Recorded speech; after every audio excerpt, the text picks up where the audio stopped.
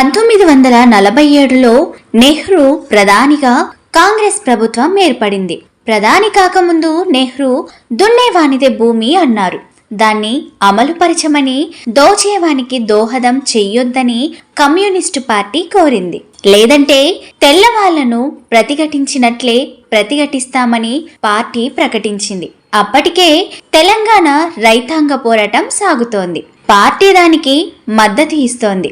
ఆంధ్ర రాష్ట్ర పార్టీ ప్రముఖులు సీతారామయ్య లాంటి సాహసవంతులు తెలంగాణ యువకులకు పోరాట మెలకువలు నేర్పుతున్నారు. తెలంగాణ పోరాటానికి పార్టీ సహకరిస్తున్నదనే నెపంతో పార్టీ నడిపే పత్రికను ప్రభుత్వం నిషేధించింది. వాటితో పాటు మహిళా సంఘం వెలువరించే ఆంధ్ర మహిళా పత్రికను కూడా నిషేధించింది. ఆ పత్రికను మేమే నడిపేవాళ్ళం.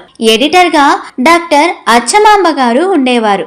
ఎడిటోరియల్స్ రాయడంలో, ఆర్టికల్స్ రాయడంలో చంద్రం గారు సహకరించేవారు. తర్వాత దర్శి సుభద్రమ్మ గారు చూశారు. పత్రిక 2 సంచికలే వచ్చింది. విజయవాడలో జరుపుతున్న రాష్ట్ర మహిళా మహాసభలో ఆ నిషేధాన్ని తొలగించాలని తీర్మానం చేశారు. ప్రభుత్వం సభలు, ఊరేగింపులు జరపరాదని 144 సెక్షన్ పెట్టింది. అయినా నిషేధాన్ని తొలగించాలని డిమాండ్ చేస్తూ 1000 మంది స్త్రీలు ఊరేగింపు చేశారు.